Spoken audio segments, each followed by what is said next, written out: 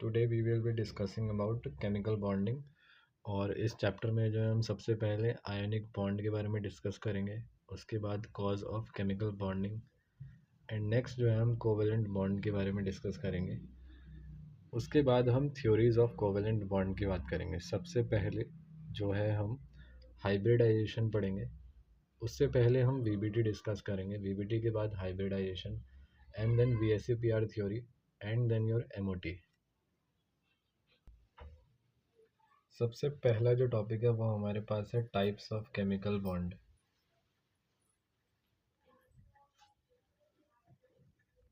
अगर हम types of chemical bond की बात करें तो हमारे पास सबसे पहला जो बॉन्ड है वो है इंटर एटॉमिक। नेक्स्ट है हमारे पास इंटर मॉलिक्यूलर। इंटर एटॉमिक में सबसे पहले हमारे पास है कोवेलेंट बॉन्ड, जो कि इलेक्ट्रॉन्स की शेयरिंग से होती है। नेक्स्ट है आयनिक बॉन्ड, जो कि इलेक्ट्रोस्टैटिक फोर्स ऑफ अट्रैक्शन से होता है, बिकॉज यहाँ पर एक एनायन होता है एंड एक कैटायन होता है, तो यहाँ पर चार्जेस के डिफरेंस की वजह से इलेक्ट्रोस्टैटिक अट्रैक्शन होता है। नेक्स्ट है मेटेलिक बॉन्डिंग।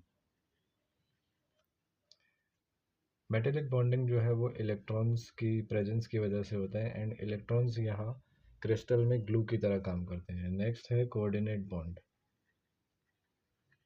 कोऑर्डिनेट बॉन्ड में जो है इलेक्ट्रॉन के पेयर यानी कि लोन पेयर का पूरा ट्रांसफ़र होता है किसी दूसरे एटम पर, एंड इस बॉन्ड को हम कोऑर्डिनेट या फिर डेटिव बॉन्ड भी कहते हैं। इंटरमॉलिक्यूलर बॉन्ड में हमारे पास दो बॉन्ड्स हैं, that is your van der Waals force, and next is your hydrogen bonding. Again in hydrogen bonding we have two types, that is intermolecular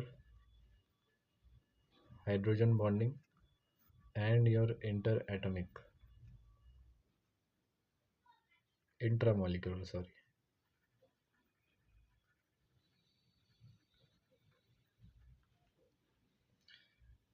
अगर हम इन दोनों के डिफरेंस की बात करें कि इंटर एटमिक और इंटर मॉलिकुलर में क्या डिफरेंस है, तो इंटर एटमिक जो बॉन्ड्स होते हैं वो ज़्यादा स्ट्रॉन्ग होते हैं, एंड इंटर मॉलिकुलर जो बॉन्ड्स होते हैं वो वीक होते हैं। दूसरा जो पॉइंट है हमारे पास वो है ये कि इंटर एटमिक बॉन्ड को तोड़ने के लिए 40 से 80 किलो जूल पर मोल बॉन्ड एनर्जी रिक्वायर्ड है।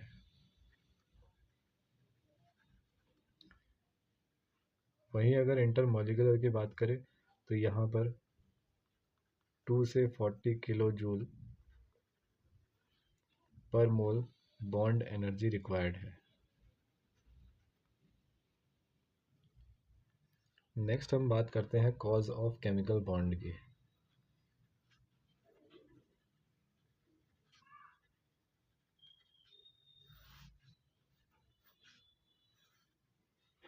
तो सबसे पहला जो फैक्टर है वो है ऑक्टेट को अचीव करने के लिए। सो ऑक्टेट अगर अचीव होगा तो इससे स्टेबिलिटी गेन हो जाएगी।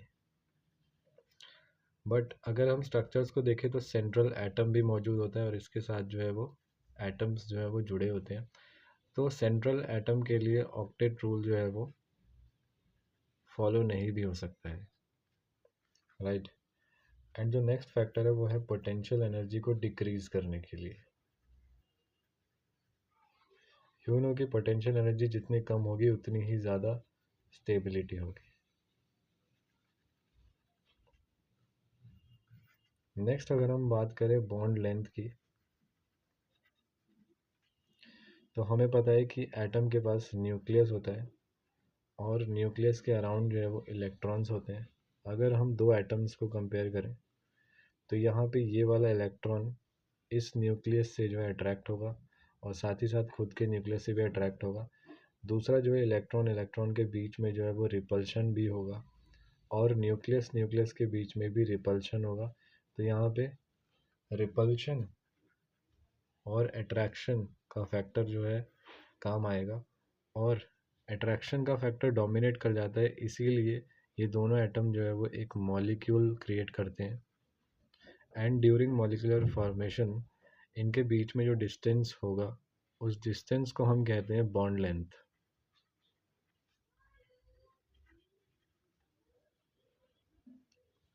अगर हम इसको ग्राफिकली रिप्रेजेंट करने की कोशिश करें तो हम यहाँ पे जो है potential energy with respect to radius एक ग्राफ ड्रॉ करके देखते हैं।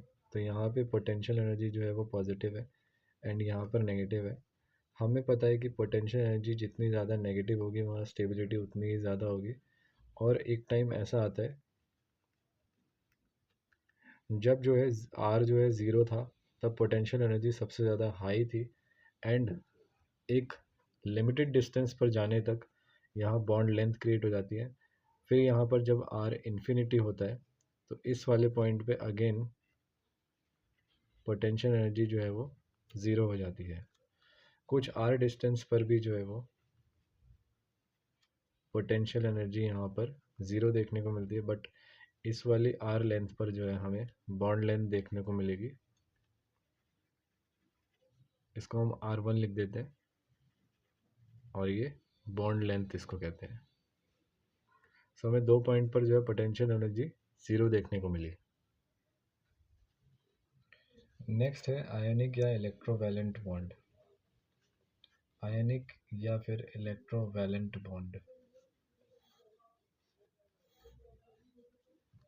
लेट्स सपोज यहाँ पर एक एटम है एंड इस एटम से जो है हमने इलेक्ट्रॉन को लूज़ कराया एंड ये जो है वो एक कैटायन में बदल चुका है। सो ये जो है वो कैटायन है।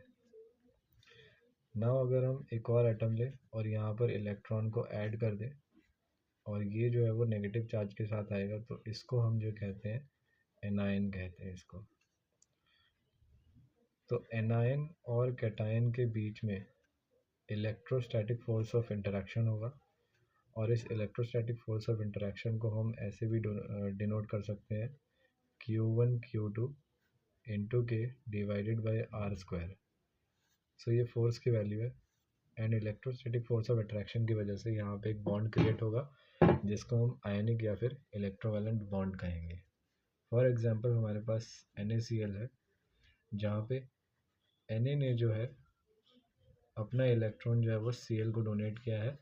रिमेंबर कि यहाँ पर NaCl हम ऐसे नहीं लिखेंगे बिकॉज इसका मतलब जो है वो कोवेलेंट बॉन्ड है, जो कि हमें नहीं लिखना है। हमें NaCl लिखना है डायरेक्ट। इसका मतलब है आयनिक बॉन्ड। नेक्स्ट अगर हम बात करें लेविस डॉट स्ट्रक्चर की, तो अगर हम आयनिक स्ट्रक्चर में लेविस डॉट स्ट्रक्चर बनाने की कोशिश करें तो सबसे पहला क्वेश्चन हम यहाँ पे MgCl2 लेते हैं। यू नो कि Mg जो है वो ग्रुप 2 से बिलोंग करता है और ये रिलीज़ करेगा 2 इलेक्ट्रॉन्स जो कि डोनेट कर देगा किसको, क्लोरीन को। तो हम यहाँ पे क्लोरीन Mg का जो है कैटायन बनाएंगे +2 चार्ज के साथ और क्लोरीन जो है वो 7 इलेक्ट्रॉन्स के साथ आता है 1 2 3 4 5 6 एंड 7 एंड एक इलेक्ट्रॉन जो है ये Mg का है। सिमिलरली यहाँ पर भी हम ऐसे ही बनाएंगे 7, राइट। तो ये लेविस डॉट स्ट्रक्चर है, बट हमें यहाँ पे सर्कल्स नहीं बनाने हैं बिकॉज यहाँ पे कोई भी कोवेलेंट बॉन्ड यानी कि शेयरिंग नहीं हो रही है, तो हम इसको ऐसे ही छोड़ देंगे लेविस डॉट स्ट्रक्चर में। नाउ नेक्स्ट है इलेक्ट्रोवैलेंसी।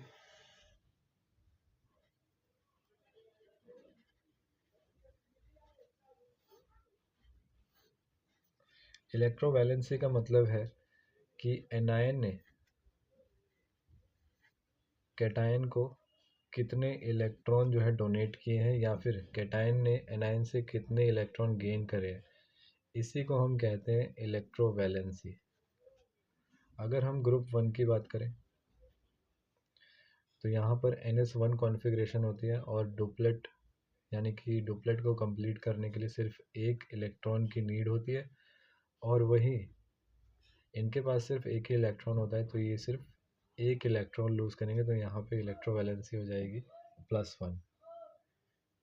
नेक्स्ट अगर हम ग्रुप 2 की बात करें तो यहाँ पर जो है +2 यानी कि 2 इलेक्ट्रॉन्स जो है ये लूज़ कर सकते हैं, इसीलिए ग्रुप 1 और ग्रुप 2 के जो एलिमेंट्स होते हैं उनको मेटल कहते हैं। नेक्स्ट अगर हम बात करें डी ब्लॉक एलिमेंट्स की, तो डी ब्लॉक में वेरिएबल ऑक्सीडेशन स्टेट्स शो होती हैं। तो हम ग्रुप 13 की बात करेंगे। एंड ग्रुप 13 जो है, यहाँ पर 3 इलेक्ट्रॉन्स जो है वो लूज़ हो सकते हैं, तो यहाँ पे +3 आएगा। एंड इलेक्ट्रोवैलेंसी, रिमेंबर यहाँ पे हम चार्ज को काउंट नहीं करेंगे, तो इसीलिए हम डायरेक्ट 1 लिखेंगे यहाँ पर और 2 यहाँ पे 3। नेक्स्ट हम बात करते हैं ग्रुप 14 की। तो यहाँ पर इलेक्ट्रोवैलेंसी जो है, 4 इलेक्ट्रॉन गेन भी हो सकते हैं और 4 इलेक्ट्रॉन लूज़ भी हो सकते हैं, तो यहाँ इलेक्ट्रोवैलेंसी हो जाएगी 4।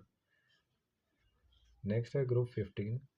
यहाँ पर 3 इलेक्ट्रॉन्स जो है ओनली गेन कर सकते हैं, तो यहाँ पे इलेक्ट्रोवैलेंसी जो है वो 3 है। ग्रुप 16 की बात करें तो यहाँ पे जो है 2 हो जाएगी। एंड ग्रुप 17 जो है यहाँ पर 1 हो जाएगा। सो ग्रुप 3 से लेकर ग्रुप 12 तक जो है वो डी ब्लॉक है, जहाँ पर वेरिएबल ऑक्सीडेशन स्टेट्स शो होती हैं। नेक्स्ट है फेवरेबल कंडीशंस।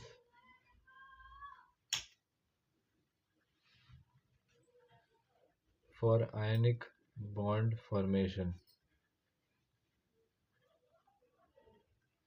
यानी कि आयनिक बॉन्ड को फॉर्म करने के लिए कौन कौन सी कंडीशंस फेवरेबल होती हैं। सबसे पहला जो है वो है आयनाइजेशन एनर्जी, यानी कि कोई भी एटम है, अगर उससे हमें इलेक्ट्रॉन को निकालना हो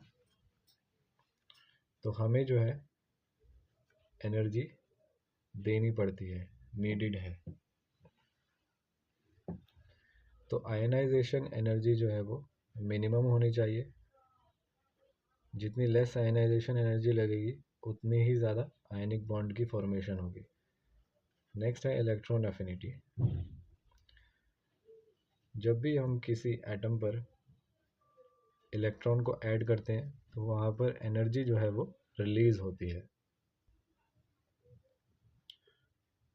और एनर्जी रिलीज़ हो रही है इसीलिए ये प्रोसेस जो है वो एक्सोथर्मिक है। जितना ज़्यादा एनर्जी रिलीज़ होगा उतना ही ज़्यादा एटम क्या है, स्टेबल होगा, आयनिक बॉन्ड उतना ही ज़्यादा स्टेबल होगा। इसीलिए इलेक्ट्रॉन एफिनिटी जो है वो मैक्सिमम होनी चाहिए। नेक्स्ट है lattice energy. Now what is lattice energy?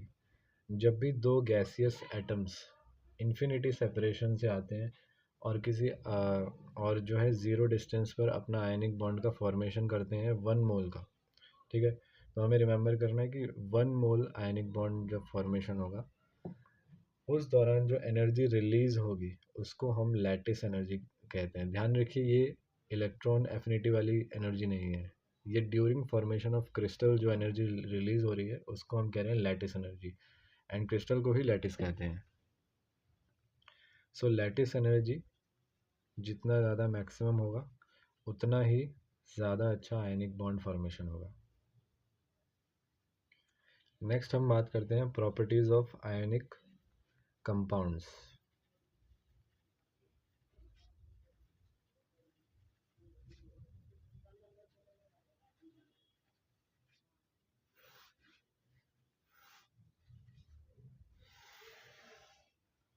सो सबसे पहले अगर हम फिज़िकल स्टेट की बात करें तो क्योंकि इलेक्ट्रोस्टैटिक फोर्स ऑफ अट्रैक्शन है बहुत ही स्ट्रांग होगा, इसीलिए सॉलिड की फॉर्म में एग्जिस्ट करेंगे। नेक्स्ट है melting point. Melting point and your boiling point, तो क्योंकि बहुत ही ज़्यादा स्ट्रॉन्ग है इसको मेल्ट करने के लिए भी हाई टेम्परेचर की रिक्वायरमेंट है, इसीलिए मेल्टिंग पॉइंट और बॉइलिंग पॉइंट भी जो है वो हाई होगा। नेक्स्ट है कंडक्टिविटी। नाउ अगर हम आयंस की बात करें तो आयंस जो है वो सॉलिड की स्टेट में, तो सॉलिड की स्टेट में तो कंडक्टिविटी होगी नहीं बिकॉज फ्री आयंस बहुत कम होंगे। जब हम मोल्टन स्टेट की बात करेंगे तो कंडक्टिविटी जो है वो हाई होगी, और अगर हम एक्वा स्टेट की बात करें यानी कि वाटर मीडियम में, तो कंडक्टिविटी और ज़्यादा हाई हो जाएगी। नेक्स्ट अगर हम बात करें आइसोमेरिज्म की,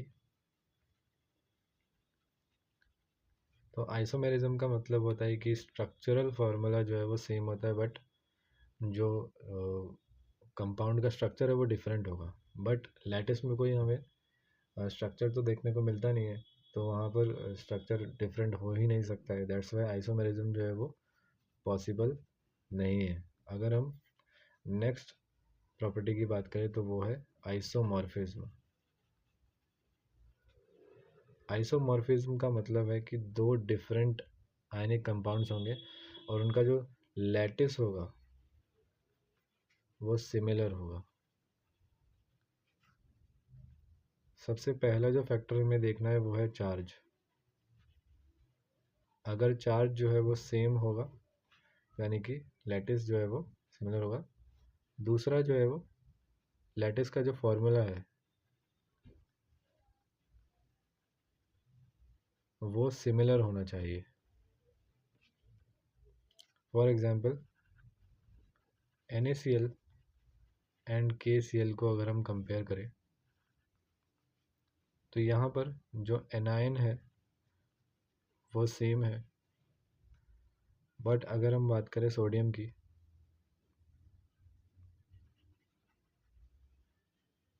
और अगर हम बात करें के की, तो यहाँ पर चार्ज तो सेम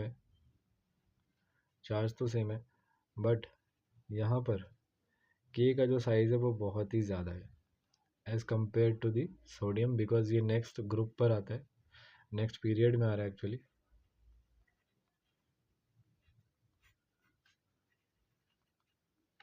तो यहाँ पे NaCl और KCl जो है वो आइसोमॉर्फिज्म शो नहीं करते हैं। नेक्स्ट जो फैक्टर है हमारे पास वो है रिएक्शन टाइप। रिएक्शन टाइप आयनिक रिएक्शंस होगी और आयनिक रिएक्शंस का एक बहुत ही अच्छा एग्जांपल है that is silver precipitation reaction. And ये रिएक्शन जो है ना बहुत ही फास्ट होंगी। तो हमें सिर्फ ये पॉइंट याद रखना है कि आयनिक रिएक्शंस बहुत ही ज़्यादा फास्ट होंगी। नेक्स्ट हम जो टॉपिक डिस्कस करेंगे वो है जो प्रॉपर्टी हम डिस्कस करेंगे वो है सॉल्युबिलिटी। नेक्स्ट प्रॉपर्टी है सॉल्युबिलिटी,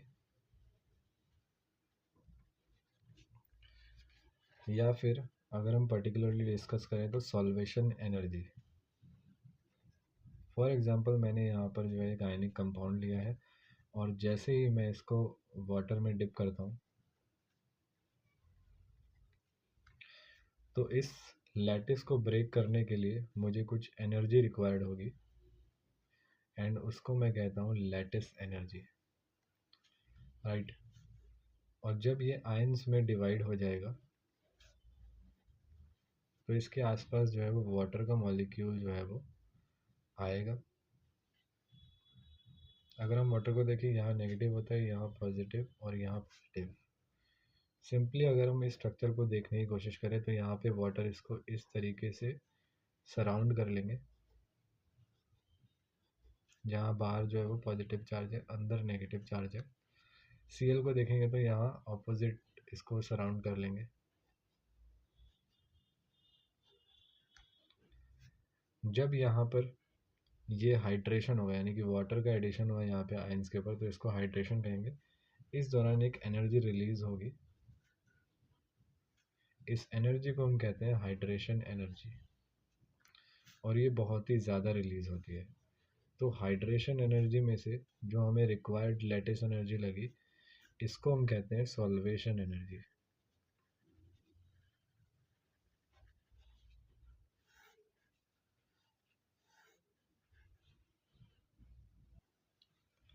नेक्स्ट हम बात करते हैं लैटिस एनर्जी की कैलकुलेशन।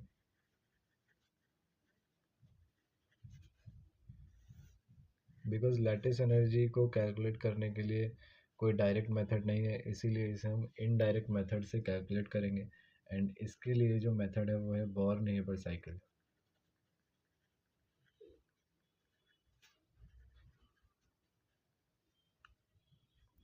इसको जानने से पहले हमें जो है वो एंथैल्पी ऑफ फॉर्मेशन जानने की ज़रूरत है। यानी कि जब भी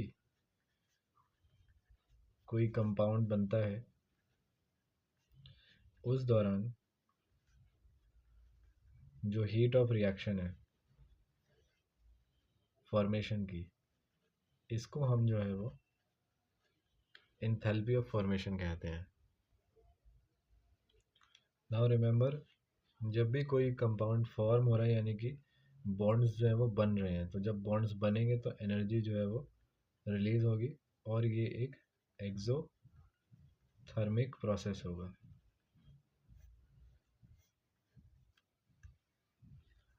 नाउ अगर हम देखें यहाँ पर एक example, that is sodium plus half Cl2 gives NaCl, जो कि सॉलिड होगा, क्रिस्टल होगा, एंड Na यहाँ पे सॉलिड की फॉर्म में, यहाँ पे ये गैस की फॉर्म में।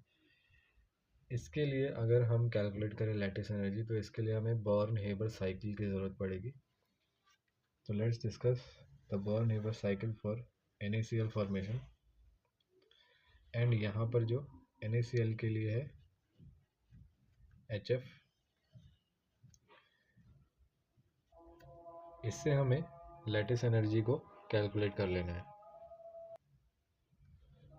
सो अगर हम देखें यहाँ पे वापस हम ये इस रिएक्शन को लिख लेते हैं, half Cl2 gives NaCl solid, और ये सॉलिड में है और ये गैस में है एंड ये सॉलिड में है। ये सॉलिड में है तो इसको हमें कन्वर्ट करना होगा गैस में, और इस प्रोसेस को जो है सब्लिमेशन कहते हैं। तो यहाँ पे सब्लिमेशन के लिए एक एंथैल्पी क्रिएट होगी, यानी कि हीट ऑफ रिएक्शन यहाँ पे क्रिएट होगी, और क्योंकि हमें एनर्जी जो है वो सप्लाई करनी पड़ेगी, इसलिए हम इसे पॉजिटिव में लिखते हैं, सब्लिमेशन एनर्जी, ठीक है। और ये जो है वो गैस में कन्वर्ट हो गया। नेक्स्ट इसको हम जो है वो आयन में कन्वर्ट कर देंगे, एंड इसके लिए हमें आयनाइजेशन एनर्जी देनी पड़ेगी।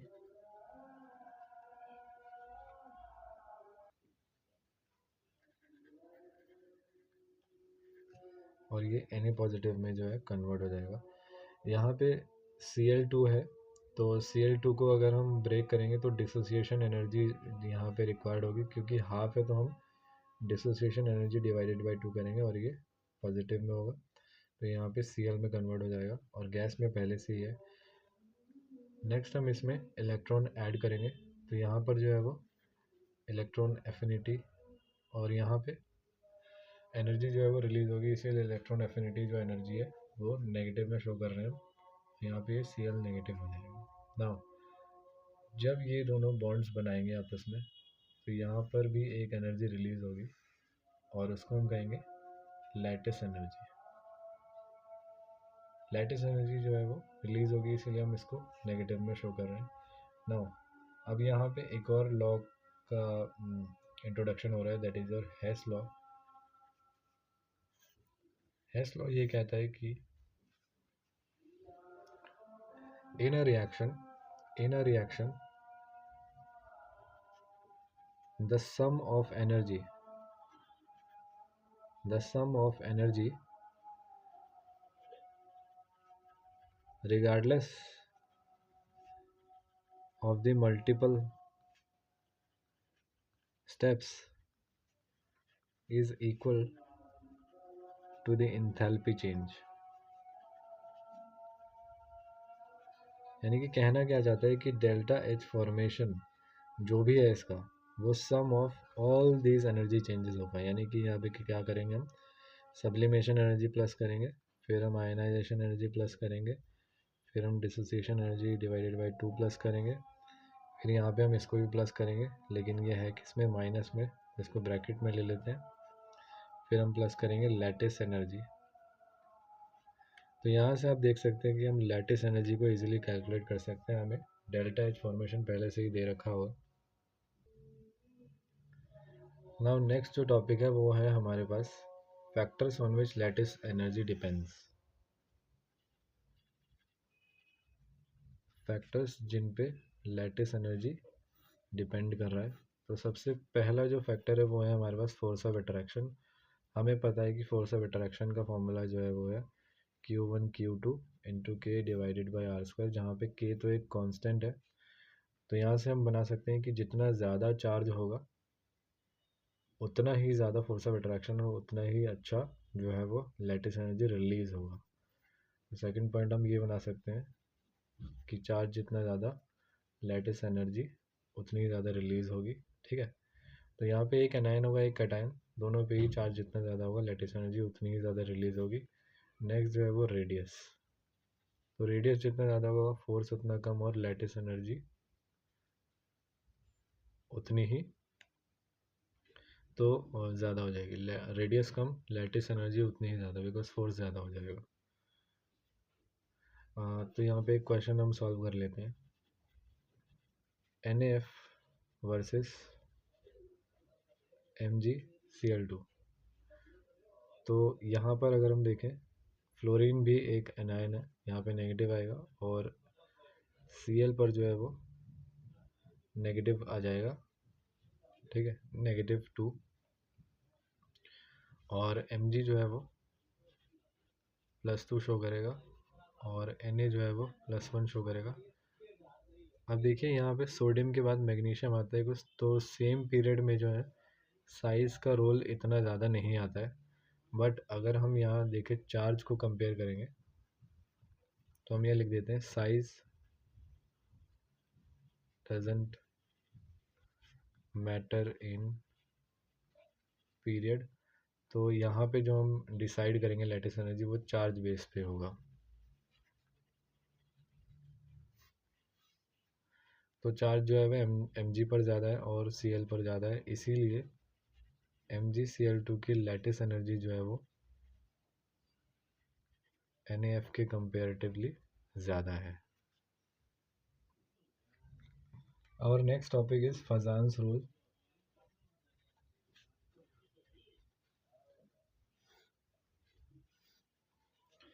अगर हम फजान्स रूल की बात करें तो ये रूल कहता है कि किसी भी आयनिक कंपाउंड में कोवलेंट कैरेक्टर जो है वो शो होता है। यानी कि कोई भी आयनिक कंपाउंड 100% आयनिक नहीं होता है, उसमें थोड़ा बहुत कोवलेंट कैरेक्टर देखने को मिलता है। तो यहाँ पर हम एग्जांपल ले लेते हैं। लेट सपोज कि यहाँ पर एक कैटायन है और यहाँ पर एक एनायन है जिसके पास इलेक्ट्रॉन्स है, ठीक है। नाउ नेक्स्ट जो कंडीशन यहाँ पर बनेगी वो ये बनेगी कि ये जो पॉजिटिव चार्ज इलेक्ट्रॉन्स को अट्रैक्ट करेगा और इस अट्रैक्शन की वजह से इलेक्ट्रॉन क्लाउड जो है ना वो थोड़ा सा इस कैटायन की तरफ जो है वो शिफ्ट हो जाएगा और एनायन का शेप भी यहाँ पर जो है थोड़ा सा चेंज हो जाएगा। और इस कैटायन की प्रॉपर्टी जिससे ये इसको अट्रैक्ट कर पा रहा है, इसको हम पोलराइजेबिलिटी बोलते हैं।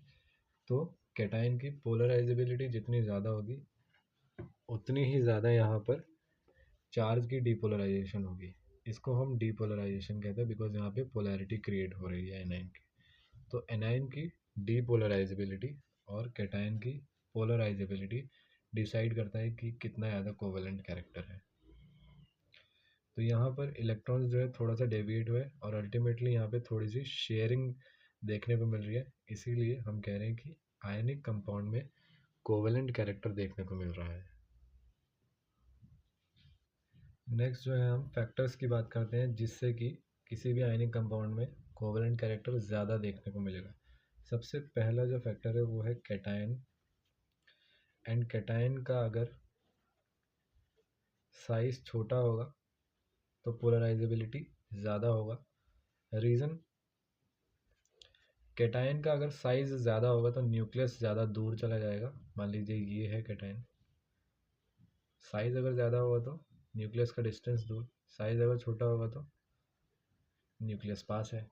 तो इसीलिए साइज छोटा होना चाहिए। दूसरी बात, ऑब्वियसली चार्ज को जो है वो ज़्यादा होना चाहिए। दूसरा है pseudo noble gas configuration.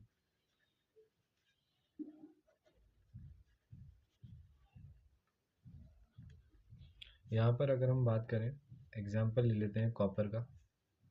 Copper पे अगर पॉजिटिव आ गया तो ये पूरे पीरियोडिक टेबल में सबसे बेस्ट कैटायन है। रीज़न देखिए, इसका जो एटॉमिक नंबर है वो है 29 और यहाँ पर जो इलेक्ट्रॉनिक कॉन्फ़िगरेशन देखने को मिलता है वो है आर्गन 4s1 3d10। तो अगर यहाँ से ये 4s वाला इलेक्ट्रॉन जो है रिलीज़ हो गया तो इसका कॉन्फ़िगरेशन क्या बन जाएगा, 4s0 3d10। यहाँ पे ये लास्ट जो शेल है आप देख सकते हैं, ये ऑर्बिटल जो है वो फुल इलेक्ट्रॉन्स दिखा रहा है, तो ये नोबल गैस की कॉन्फ़िगरेशन दिखा रहा है, इसीलिए इसको हम स्यूडो नोबल गैस कॉन्फ़िगरेशन कह रहे हैं। और ये कैटायन जो है वो सबसे ज़्यादा स्ट्रॉन्ग होगा। तो हमारे पास पूरे पीरियोडिक टेबल में 6 ऐसे कैटायंस हैं जो सबसे ज़्यादा स्ट्रॉन्ग होंगे, that is copper, and then silver, and then your gold, and then zinc जिस पे 2 पॉजिटिव चार्ज आएगा, ठीक है, एंड देन योर कैडमियम जिसका एटॉमिक नंबर है 40, तो इस पे भी जो है वो 2 पॉजिटिव चार्ज देखने को मिलेगा। नेक्स्ट है your Hg, that is your mercury. Next जो फैक्टर है वो है एनाइन। एनाइन की अगर हम बात करें, साइज़ जितना ज़्यादा बड़ा होगा उतना ही ईजी होगा कि वो इलेक्ट्रॉन को लूज़ कर ले, तो साइज़ जो है ज़्यादा होना चाहिए। दूसरा जो है वो चार्ज, चार्ज जितना ज़्यादा होगा यानी कि इलेक्ट्रॉन्स जितने ज़्यादा होंगे उतना ही ज़्यादा ईजी होगा हमें आयनिक बॉन्ड की फॉर्मेशन में, और चार्ज जितना ज़्यादा होगा उतना ही ज़्यादा डिपोलराइजेशन जो है वो शो होगा, इसकी वजह से कोवेलेंट कैरेक्टर जो है वो ज़्यादा शो होगा। तो यहाँ पर हम एक क्वेश्चन सॉल्व कर लेते हैं, दैट इज़ और PeCl2, MgCl2 एंड CaCl2, इनको हमें अरेंज करना है अकॉर्डिंग टू आयनिक कैरेक्टर।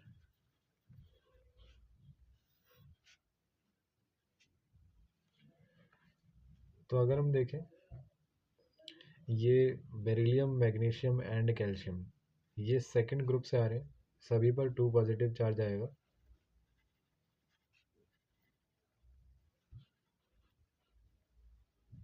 ठीक है, तो हमें पता है कि कैटायन का साइज जितना ज़्यादा छोटा होगा उतना ही ज़्यादा कोवेलेंट कैरेक्टर देखने को मिलेगा।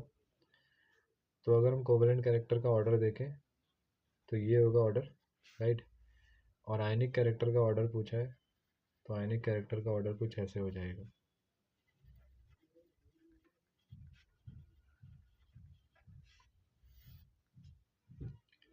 नेक्स्ट जो क्वेश्चन है वो है SnCl4 जो है वो वॉलेटाइल लिक्विड है एंड SnCl2 जो है वो सॉलिड है, ये आपसे पूछा है क्वेश्चन। तो ऑब्वियसली बात है, हमें पता है कि आयनिक कैरेक्टर जिनमें ज़्यादा होता है वो सॉलिडिटी ज़्यादा शो करेंगे, तो इसका आंसर हम क्या लिखेंगे कि SnCl2 is more ionic then SlCl4।